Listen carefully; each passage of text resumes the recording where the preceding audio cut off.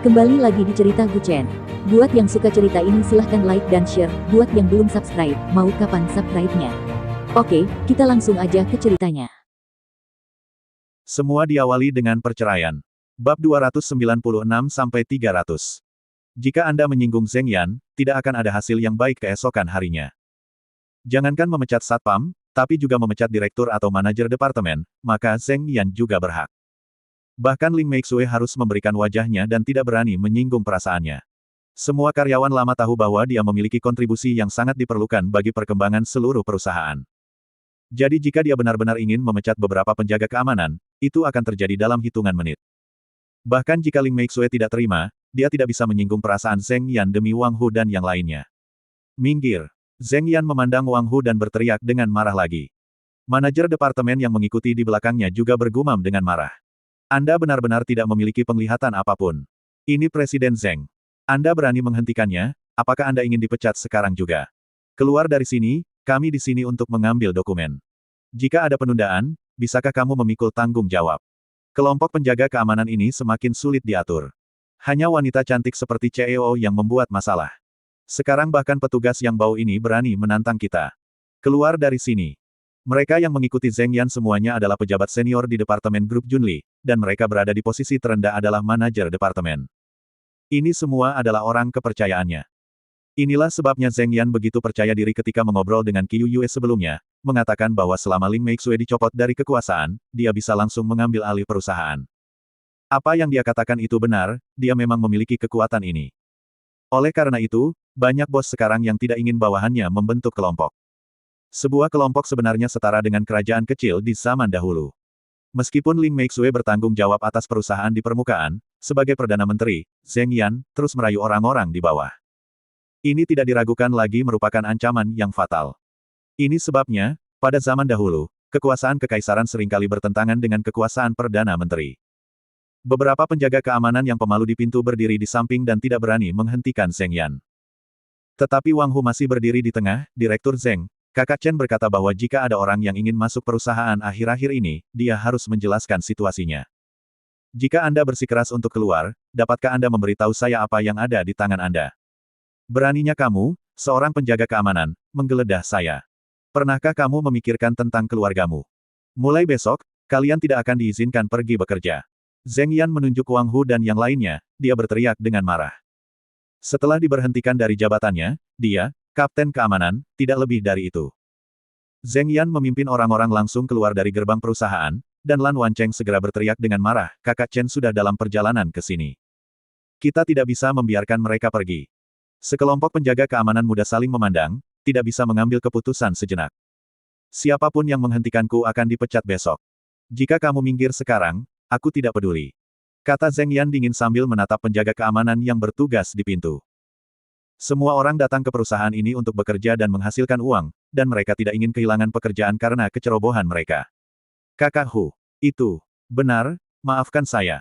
Istri saya baru saja melahirkan bayi, dan saya tidak bisa kehilangan pekerjaan. Kapten, saya juga. Saya kekurangan uang, jadi saya tidak bisa dipecat. Kami hanya pekerja paruh waktu, tidak ada yang bisa dilakukan penjaga keamanan kecil. Jelas, para penjaga keamanan ini sudah terpengaruh. Namun tidak heran, mereka semua hanyalah pekerja rendahan, tidak ada yang mampu menyinggung perasaan orang-orang ini. Meskipun orang-orang itu berdiri di samping, Wang Hu masih membuka tangannya untuk memblokir pintu, kalian semua lupa bahwa terakhir kali gaji kita dipotong, siapa yang membantu kita mendapatkannya kembali? Itu adalah Kakak Chen. Jangan katakan tidak peduli, lagi pula, Kakak Chen berkata bahwa rahasia perusahaan telah hilang selama periode ini, dan siapapun yang memasuki perusahaan di tengah malam harus menunggu sampai dia datang. Tidak. Anda bukan lagi kapten keamanan perusahaan, keluar. Kalau tidak, aku akan memanggil polisi. Zheng Yan sudah menggaruk telinganya dan mengaum dengan kedua tangannya. Saat ini, terdengar suara langkah kaki di luar pintu perusahaan. Langkah-langkahnya nyaring dan bertenaga, dan setiap langkah sangat bertenaga. Apakah Anda ingin saya memanggil polisi untuk Direktur Zheng? Mendengar suara ini, semua orang menoleh. Bukankah itu Gu Chen yang perlahan berjalan dari pintu perusahaan? Kakak Chen, kamu di sini sekarang. Wanita ini membuat begitu banyak kebisingan di sini sampai telingaku mati rasa. Aku begadang semalaman untuk membantumu. Kamu harus mentraktirku makan malam nanti.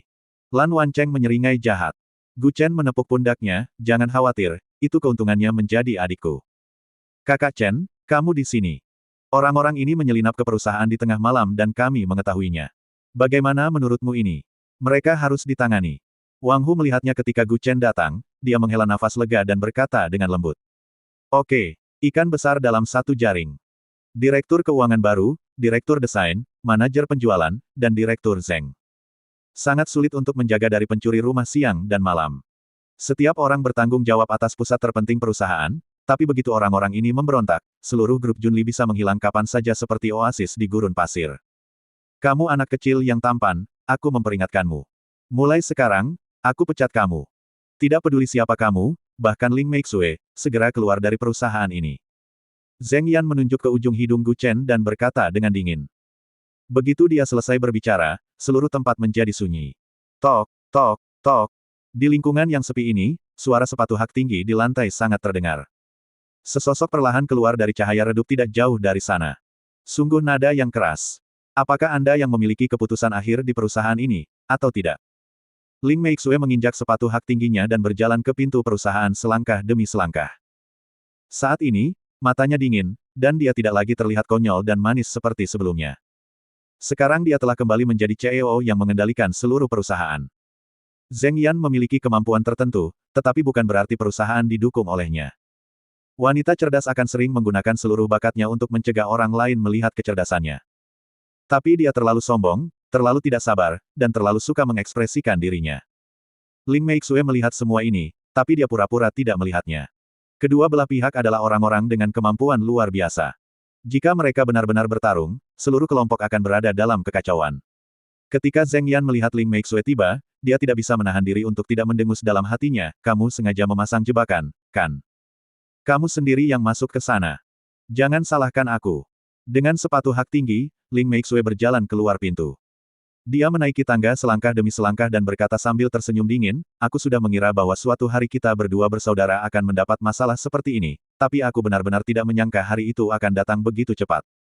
Ketika para wanita yang berdiri di belakang Zeng Yan melihat Ling Meixue datang, momentum mereka menurun drastis. Bagaimanapun, nama belakang perusahaan ini adalah Ling, bukan Zeng, dan mencuri rahasia perusahaan adalah ilegal. Jika mereka dituntut, mereka dapat ditahan dalam hitungan menit dan duduk di sana selama 10 atau 8 tahun.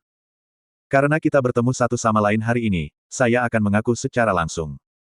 Saya mencuri dokumen perencanaan produk baru perusahaan, dan saya melakukan semuanya. Apakah Anda puas? Zeng Yan mencibir, saya hanya ingin menang dari Anda, saya hanya ingin Anda tahu bahwa perusahaan ini bukan apa-apa tanpa saya. Apakah Anda mengerti? Gu Chen bersandar pada kusen pintu, berpegangan tangan, dia mencibir, haruskah saya memuji kamu pintar, atau haruskah saya katakan kamu bodoh? Orang yang benar-benar pintar bisa memamerkan bakatnya, dan kamu takut tidak ada yang tahu kemampuanmu. Ngomong-ngomong soal ini, admin harus mengagumi sosok Sima Yi selama di masa 3 kerajaan. Bagaimana mungkin orang yang pandai bisa tinggal bersama tuan yang mencurigakan seperti Cao Cao? Seperti kata pepatah, menemani raja seperti menemani harimau. Mustahil Cao Cao tidak mengetahui kalau dia punya ambisi, tapi kenapa Cao Cao menahannya dan tidak membunuhnya? Itu karena orang-orang berpura-pura baik dan bertindak seolah-olah mereka tidak punya keinginan atau tujuan. Jika Zeng Yan benar-benar bisa mencapai langkah ini, maka dia akan membuat Gu Chen melihatnya 2 kali. Tapi dia tidak. Dia hanyalah wanita kompetitif biasa. Diam, bocah cantik. Kamu pekerja lepas, apakah kamu berhak berbicara di sini? Zeng Yan menoleh dan menatap Gu Chen dan berkata dengan marah. Sejujurnya, dia bahkan tidak tertarik untuk melihat pria seperti ini. Ling Meixue menoleh dan melihat sekelompok orang di belakang Zeng Yan dan berkata dengan dingin, serahkan semua informasi di tangan Anda. Anda sudah familiar dengannya, bukankah ini pertama kalinya? Lin Meixue juga menemukan bahwa perusahaan lain telah mengambil kendali atas informasi perusahaannya sebelumnya, tetapi karena masalahnya relatif kecil, tidak ada siapa-siapa. Orang-orang ini saling memandang dan menyerahkan informasi yang mereka pegang. Itu semua informasi tentang produk perusahaan. Jika hal ini sampai ke tangan perusahaan saingan, akan mudah berurusan dengan Junli Group. Oke.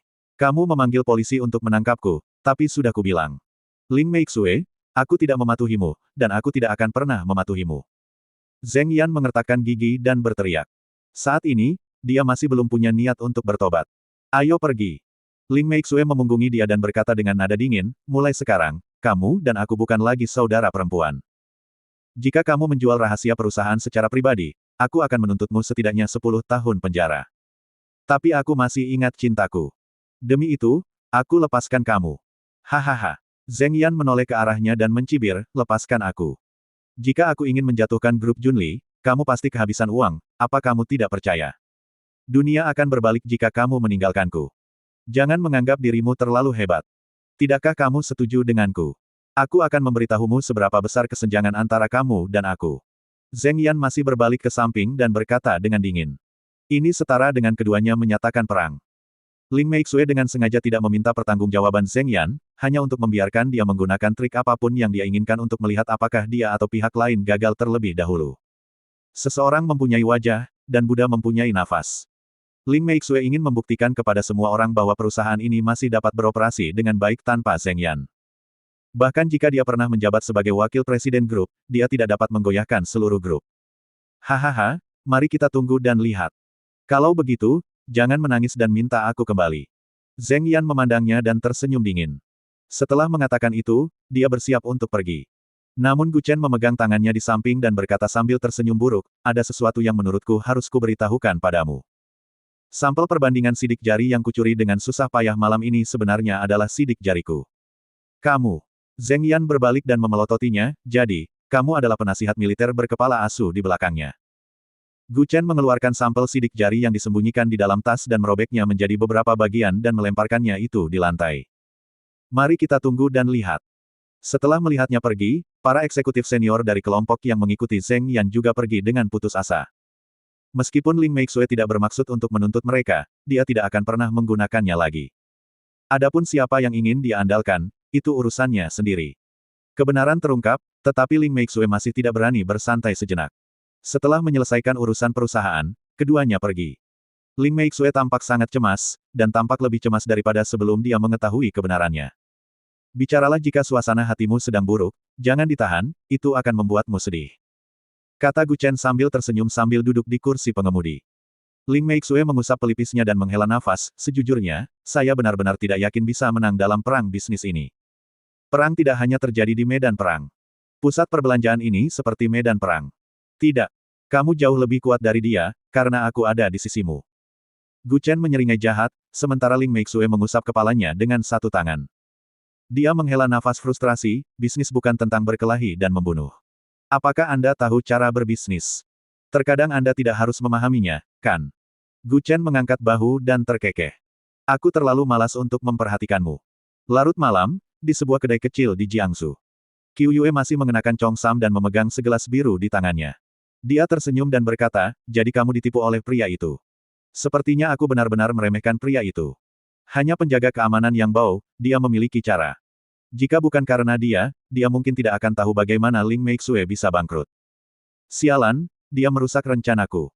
Zheng Yan meminum anggur di tangannya dan meletakkan gelas itu di atas meja. Qiu Yue juga tidak menyangka bahwa Zheng Yan akan diusir oleh Gu Chen, yang menunjukkan bahwa pria ini benar-benar bukan orang biasa. Lalu apa rencanamu?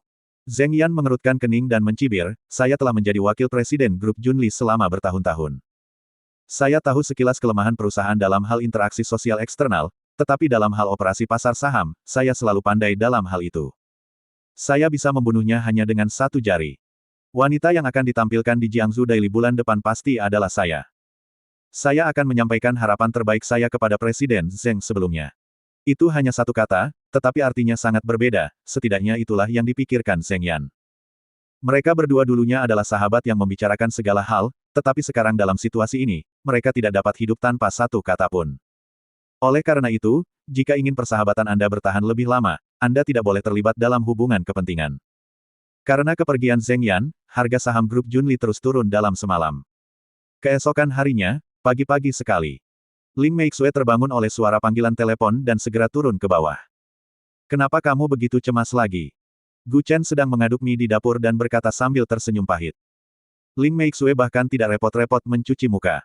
Dia mengikat rambutnya menjadi ekor kuda, memakai sepatu, dan berjalan keluar, saya tidak punya waktu untuk makan. Jika Anda tidak menelepon saya setelah kita baru saja bertemu, seluruh perusahaan akan berada dalam kekacauan. Apakah itu serius sekali? Bukankah begitu? Bagaimana menurutmu? Aku masih meremehkan kemampuan Zheng Yan untuk memenangkan hati orang-orang di perusahaan. Zheng Yan memberikan surat pengunduran diri yang disampaikan di situs resmi Junli Group, dan tiba-tiba semua grup chat internal perusahaan meledak. Ling Meixue buru-buru datang ke perusahaan dari rumah, dan menemukan bahwa hanya 2/3 dari orang yang datang bekerja hari ini adalah jumlah aslinya. Saat dia datang ke Departemen Sumber Daya Manusia, hanya ada sedikit orang di dalam. Di mana orang-orang?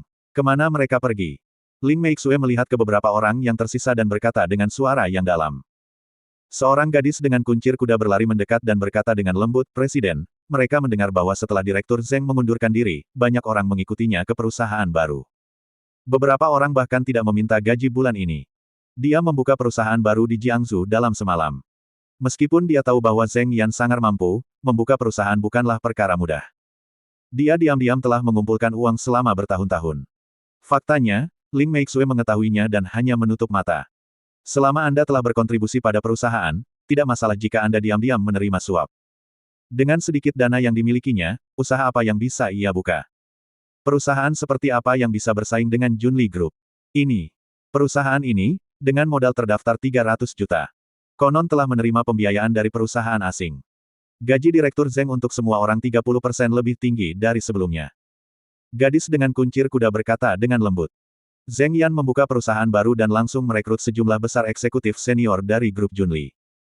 Dengan orang-orang ini, sebuah perusahaan dapat dengan cepat mulai beroperasi. Selain itu, bidang yang ia geluti juga merupakan industri perhiasan, yang menunjukkan bahwa ia ingin bersaing dengan Ling Meixue.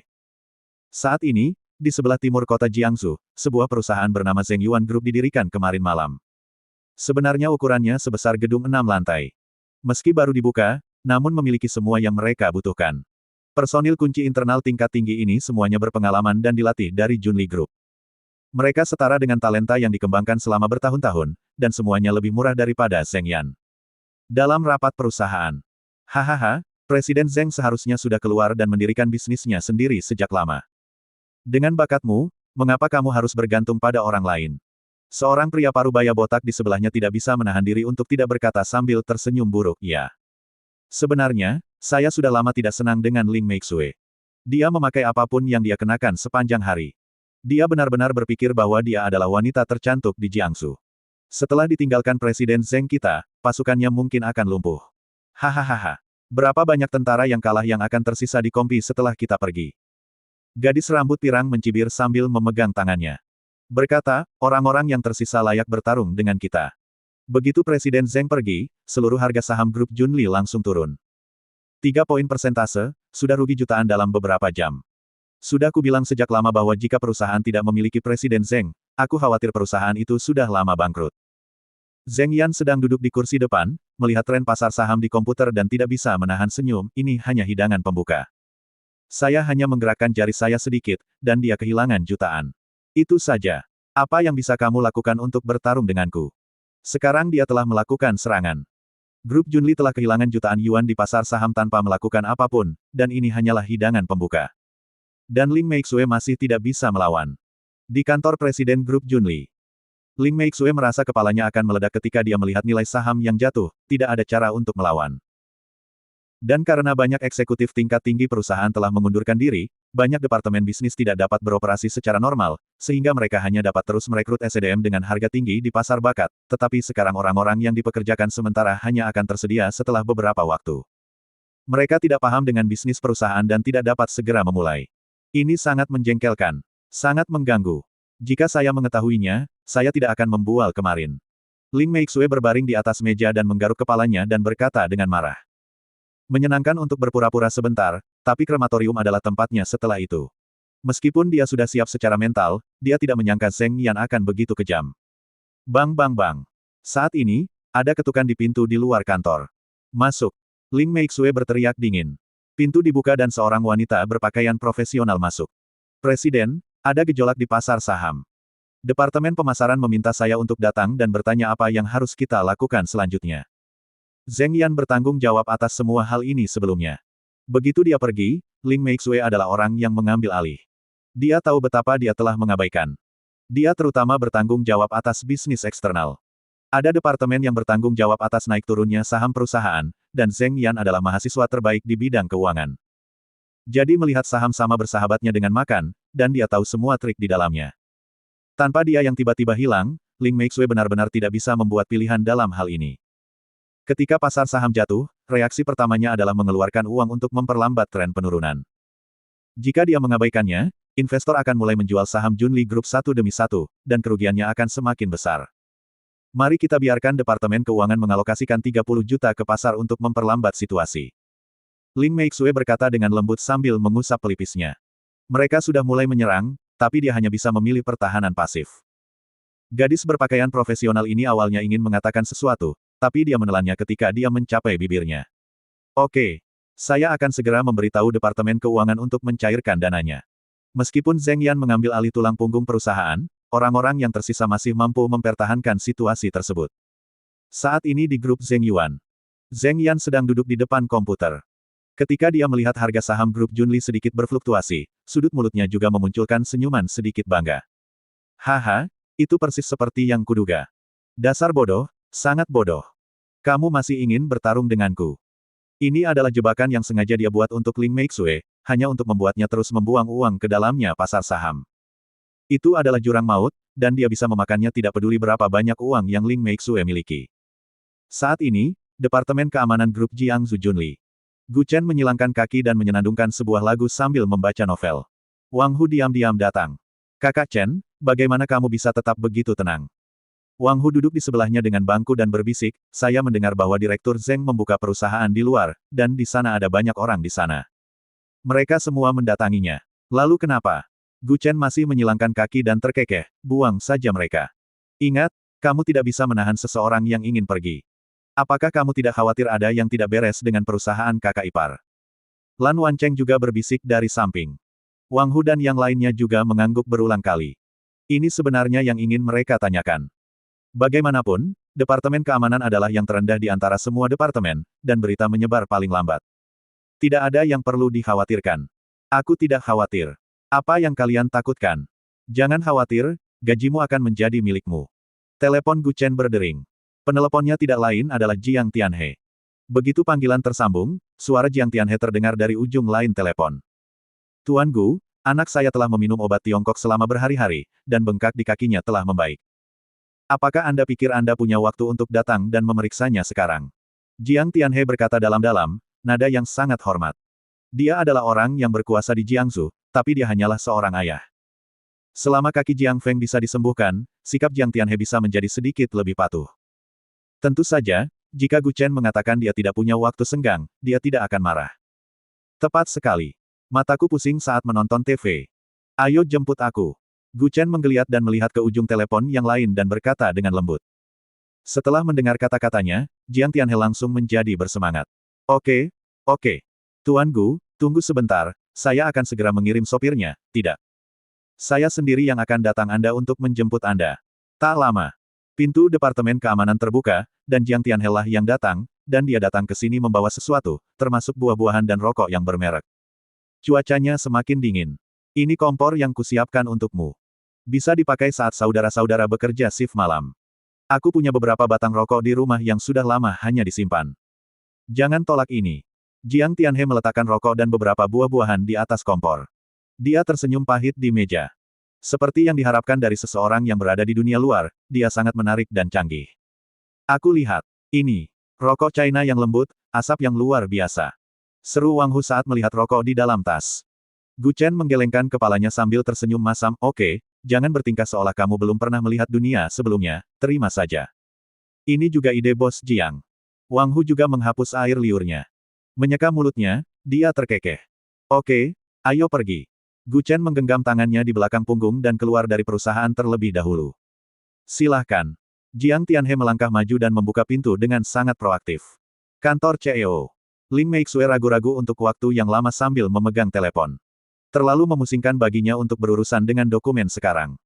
Dulu, pejabat tingkat tinggi bisa mengadakan pertemuan untuk membahas berbagai hal, tapi sekarang semua penanggung jawab utama diambil alih oleh Zheng Yan. Dan ketika dia menghadapi masalah yang ragu-ragu sebelumnya, dia masih bisa bertanya pada Zheng Yan, tapi sekarang dia hanya bisa membuat semua keputusan. Jadi sekarang dia sangat ingin seseorang untuk berbagi emosinya. Departemen Keamanan. Setelah Gu Chen pergi, semua orang mulai memecah belah hadiah. Jangan ambil, tinggalkan sedikit untukku. Wang Hu melihat ke arah kerumunan dan berkata dengan marah. Jika Anda menaruh daging, uang, dan makanan ringan di atas meja, mungkin tidak ada yang akan mengambilnya, tetapi jika Anda menaruh rokok atau barang lainnya, mungkin akan hilang dalam sekejap mata. Ding ding ding. Telepon kantor berdering di dalam ruangan. Wang Hu ingin mengambil 2 bungkus rokok, tapi ingin menjawab telepon dulu. Nenekmu, tolong tinggalkan aku 2 bungkus. Dia berkata sambil berjalan ke depan dan menghubungkan telepon, Departemen Keamanan Grup Junli. Apa yang bisa saya bantu? Apakah orang itu ada di sana? Ling Meixue berkata dengan nada dingin di ujung telepon. Wang Hu tidak bereaksi untuk beberapa saat, orang itu. Dia. Setelah beberapa detik, dia tiba-tiba menyadari. Maksudmu kakak Chen? Dia. Dia baru saja pergi dengan bos Jiang. Wang Hu segera memegang telepon rumah dan berbisik pelan. Ketika Ling Meixue mendengar ini, dia ragu-ragu selama beberapa detik dan kemudian menghela nafas sedikit, tidak masalah. Kalian kembali bekerja. Di saat ragu-ragu dan merasa seolah seluruh dunia telah mengkhianatinya, Ling Meixue hanya bisa memikirkan Gu Chen, tapi saat dia sangat membutuhkannya, pria ini tidak ada. Di kantor CEO, Ling Meixue perlahan-lahan meletakkan telepon, kamu bajingan, kamu tidak dapat ditemukan ketika aku membutuhkanmu, dan kamu selalu ada ketika kamu tidak dibutuhkan. Jiangsu, Rumah Sakit Rakyat Kota. Gu Chen mengikuti Jiang Tianhe ke rumah sakit. Sepertinya Jiang Tianhe ingin menanyakan sesuatu di sepanjang jalan, tetapi pada akhirnya dia menelan kata-katanya. Ketika mereka tiba di bangsal, mereka melihat Jiang Feng sudah bergerak sedikit demi sedikit dengan tongkat. Nak, Tuan Gu ada di sini. Jiang Tianhe membuka pintu dan berbisik dengan cepat. Ketika Jiang Feng melihat bahwa Gu Chen yang masuk, dia segera berkata dengan sopan, Gu. Tuan Muda Gu. Hei, saya bukan Tuan Muda, panggil saja saya Gu Chen. Gu Chen melambaikan tangannya dan berkata sambil tersenyum pahit. Menyebutnya Tuan Muda Gu atau Tuan Gu membuatnya terdengar canggung. Dia tidak pernah diberkati dengan nama Tuan Muda sejak dia masih kecil, tapi dialah yang disalahkan. Tidak, saya tidak berani. Jiang Feng dengan cepat menggelengkan kepalanya dan berkata. Selama periode ini Jiang Feng juga mendengar banyak hal sedikit demi sedikit tentang Gu Chen, dan sikapnya juga berubah dari benci menjadi kagum. Pada usia yang sama, orang lain telah membuat perubahan besar di dunia, tetapi Jiang Feng masih membuat perubahan besar di ranjang dengan wanita. Inilah perbedaannya. Duduklah. Biarkan aku melihat bagaimana keadaan kakimu. Jiang Feng buru-buru menopang ranjang rumah sakit dan perlahan kembali ke tempat tidur. Gu Chen dengan lembut menepuk lututnya dengan tangannya, dan mengangguk sedikit ketika dia melihat reaksi. Tuan Gu, kapan kaki anak saya bisa berdiri lagi? Jiang Tianhe bertanya pelan dari samping. Tepat pada saat ini, seorang pria parubaya berjas putih masuk. Ini adalah dokter yang bertanggung jawab atas kondisi Jiang Feng. Sebelum Gu Chen dapat berbicara, dia mencibir ke samping dan berkata, merupakan keajaiban bahwa kaki Tuan Ling telah pulih. Jika efek ini terus berlanjut, dia mungkin dapat melepaskan kruknya secara perlahan dalam 3 bulan. Tidak memakan waktu 3 bulan, seperti ini sudah cukup. Kata Gu Chen sambil mengangkat 1 jari. Dokter yang merawat tidak dapat menahan tawa ketika dia melihat ini, 1 bulan. Bagaimana ini mungkin? Teman kecil, pernahkah kamu mempelajari struktur tubuh manusia? Dibutuhkan 100 hari untuk otot dan tulang yang patah, dan itu membutuhkan setidaknya 49 hari untuk mengatur ulang otot dan tulang. Kataku 3 bulan masih konservatif. 1 bulan. Jangan dengarkan orang seperti ini. Gu Chen tersenyum menghina. Jiang Tianhe langsung senang ketika dia melihat senyum percaya dirinya, mungkinkah? Tuan Gu, maksudmu, seminggu. Jiang Tianhe sama sekali tidak meragukan keterampilan medis Gu Chen. Dia menghabiskan puluhan juta yuan supaya rumah sakit bisa menemukan bahwa kaki Jiang Feng tidak dapat merasakan. Setelah hanya menulis resep dan menghabiskan kurang dari 10.000 yuan, Jiang Feng hampir tidak perlu berpegangan pada dinding. Belum lagi seminggu, bahkan jika Gu Chen berkata bahwa Jiang Feng bisa disembuhkan dalam 1 hari, Jiang Tianhe akan mempercayainya. 10 menit. Gu Chen melambaikan jarinya dan terkekeh. Semua orang terkejut, apa? Jiang Tianhe, yang berdiri di samping, menyemprotkan seteguk air, berapa? 10 menit. Mampu melepaskan kruk sepenuhnya dan berdiri lagi dalam 1 minggu sudah sangat subversif terhadap pengobatan saat ini, Jiang Tianhe ingin menyembuhkan putranya. Dia tidak tahu berapa banyak yang dia habiskan untuk kaki ini. Bahkan para ahli dari Amerika Serikat diundang, tetapi melihat kondisi Jiang Feng, mereka semua menggelengkan kepala tanpa daya. Dengan patah tulang yang sangat parah, jika dia tidak bergantung pada operasi luar untuk memasang kaki palsu, sungguh merupakan keajaiban medis bahwa dia dapat berdiri. Tapi Gu Chen berkata 10 menit sudah cukup. Bukankah ini berarti membuat semua ahli di rumah sakit rakyat kota ini tersungkur ke tanah dan terus-menerus menggosok wajah mereka?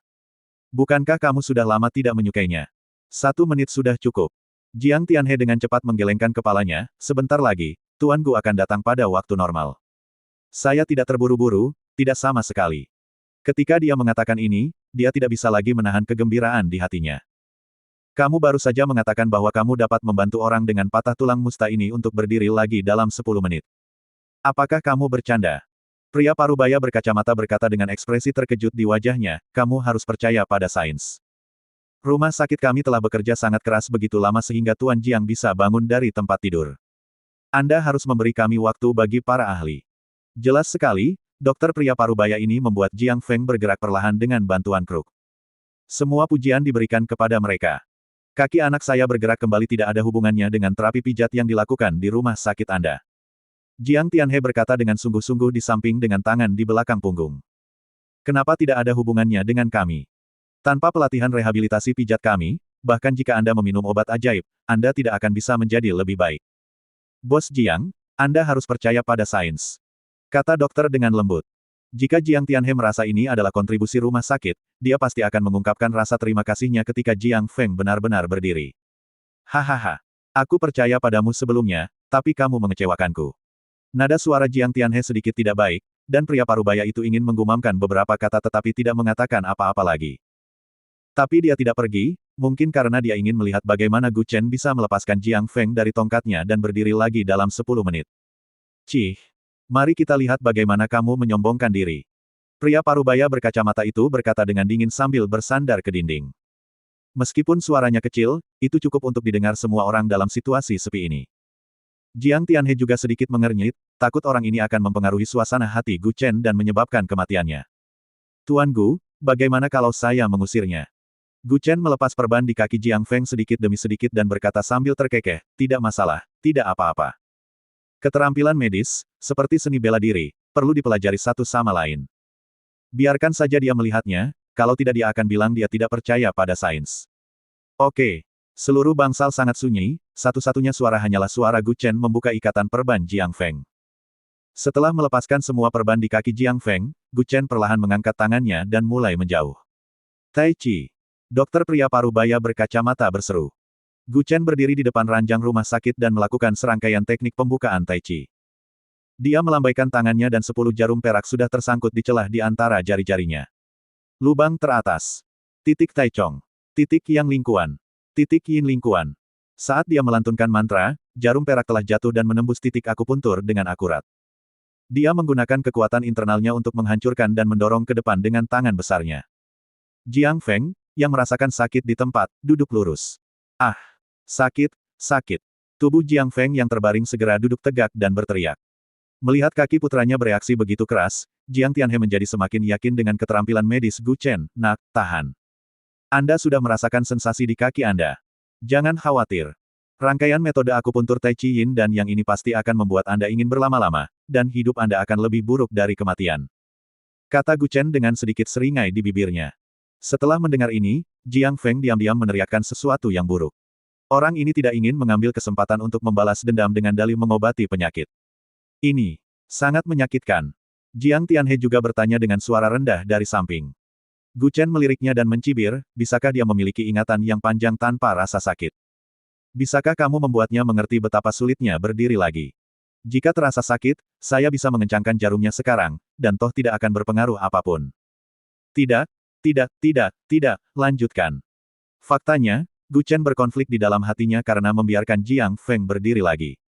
Dia bisa berdiri lagi. Meskipun dia menderita sakit, dia masih hidup. Tapi bagaimana dengan gadis yang disiksa sampai mati? Setelah kehilangan kehidupan yang baik dan menghancurkan kehidupan seorang gadis, Jiang Feng dapat memulai kembali, tetapi gadis itu tidak memiliki kesempatan. Memikirkan hal ini, tangan Gu Chen yang menusuk jarum sedikit lebih keras, dan Jiang Feng segera menjerit kesakitan. Teriakannya terdengar di seluruh bangsal. Metode akupuntur Yin dan Yang Tai Chi menekankan satu Yin dan satu Yang, satu kuat dan satu lembut, satu inci Yang, satu inci Es, jadi proses akupunturnya sangat menyakitkan. Karena bisa membuat orang merasa seperti jatuh ke dalam gua es untuk beberapa saat, dan seperti jatuh ke dalam lava cair untuk beberapa saat. Pergantian panas dan dingin, superposisi Yin dan Yang, membuat orang sangat kesakitan. Tentu saja, Gu Chen dapat menemukan cara untuk mengurangi rasa sakitnya, tetapi dia tidak perlu terburu-buru. Ah! Panas sekali, tubuhku akan terbakar. Aku tidak tahan lagi. Ayah. Jiang Feng berjuang di ranjang rumah sakit dan berseru. Jiang Tianhe memandang Gu Chen dengan ragu dan bertanya dengan lembut, Dokter Gu, ini. Ikat tangan dan kakinya di ranjang rumah sakit. Setelah akupuntur Tai Chi Yin dan yang diterapkan, jarum ditarik setengahnya, lalu tunggu ambil jarumnya. Gu Chen berkata dengan lembut tanpa ada niat untuk berhenti. Oke. Saya akan segera mengikatnya ke tempat tidur. Jiang Tianhe tidak berani mengabaikannya sama sekali. Meskipun dia merasa sedang ditipu oleh Gu Chen, dia hanya bisa memilih untuk mempercayainya sekarang. Akhirnya, dia menemukan dua tali dan mengikatnya ke ranjang rumah sakit. Jeritan Jiang Feng seperti membunuh babi menarik banyak orang di luar bangsal. Apa yang kamu lihat? Keluar dari sini. Jiang Tianhe tidak dapat menemukan tempat untuk melampiaskan amarahnya, jadi dia berteriak dengan marah kepada sekelompok orang di luar pintu. Pada saat ini, Jiang Feng di tempat tidur terdiam selama beberapa detik, dan kemudian mulai gemetar lagi. Dingin. Dingin sekali. Dingin sekali, aku akan mati kedinginan. Aku akan mati kedinginan. Ketika Jiang Tianhe mendengar putranya berkata itu dingin, dia segera menyalakan pemanas hingga maksimal, tapi Jiang Feng masih gemetar kedinginan, bahkan jarak di antara alisnya pun membeku. Nak, apakah kamu merasa? Jiang Tianhe baru saja mengulurkan tangan dan menyentuh Jiang Feng, tetapi dia segera menarik tangannya dari hawa dingin. Suhunya mungkin 20 derajat di bawah nol. Menyentuh tubuh Jiang Feng, sedingin mayat. Mayat bahkan tidak sedingin tubuhnya saat ini. Akupuntur Tai Chi Yin yang mengharuskan orang untuk terus-menerus bergantian antara Yin dan Yang. Suatu saat mereka berada dalam nyala api, dan pada saat berikutnya mereka berada di bawah es.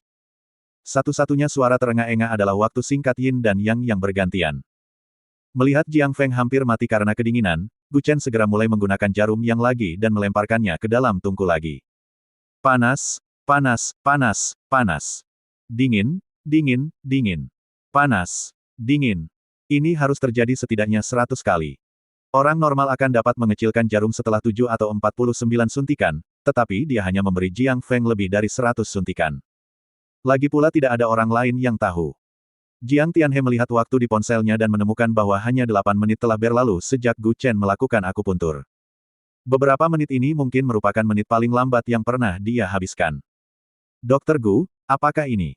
Belum berakhir. Gu Chen memunggungi dia dan terkekeh, kenapa terburu-buru? Aku bilang 10 menit, dan itu 10 menit. Saya berjanji tidak akan menyiksanya lagi. Saya tidak akan melebihi 1 menit pun. Menyiksa.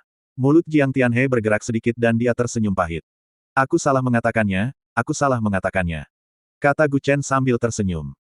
Meskipun Jiang Tianhe sudah merasa bahwa Gu Chen sengaja membuat Jiang Feng menjerit, dia tidak punya pilihan sekarang selain memilih untuk mempercayainya sepenuhnya.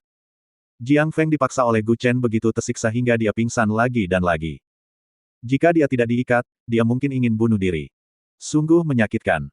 Jika rasa sakit saat melahirkan dianggap menyakitkan, bisa dikatakan Jiang Feng sudah lebih dari 100 kesakitan. Tuan Gu, tolong bunuh aku. Tolong bunuh aku tidak tahan lagi. Jiang Feng berbaring di tempat tidur dengan keringat bercucuran dan meratap. Tapi Gu Chen tersenyum tipis, kenapa terburu-buru? Kamu sudah melakukannya selama 8 menit, dan masih ada lebih dari 1 menit lagi. Tahan sebentar. Kemudian Dokter Ilahi Gu hanya mengatakan itu bisa dilakukan dalam 1 menit. Jiang Tianhe berkata sambil tersenyum masam. Ini sangat sederhana, cukup kompres rasa sakit sekarang menjadi 1 menit. Gu Chen merentangkan tangannya dengan sangat mudah. Jiang Feng baru saja ingin menggigit lidahnya dan bunuh diri berkali-kali. Bisa dibayangkan rasa sakitnya bisa dikompres menjadi 1 menit.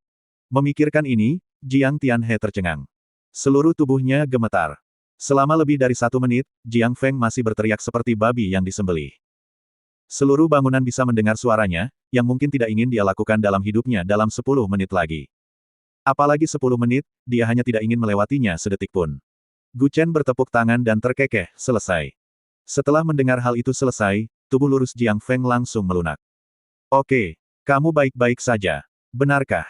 Turun dan berjalan-jalan dan kamu akan mengetahuinya. Jiang Feng menunduk dan mencubit kakinya, saya bisa. Bergerak. Ayah, aku bisa bergerak.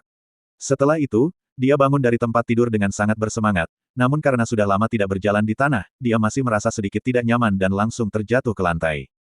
Tidak masalah nak, ayo coba lagi. Anda coba lagi dengan cepat.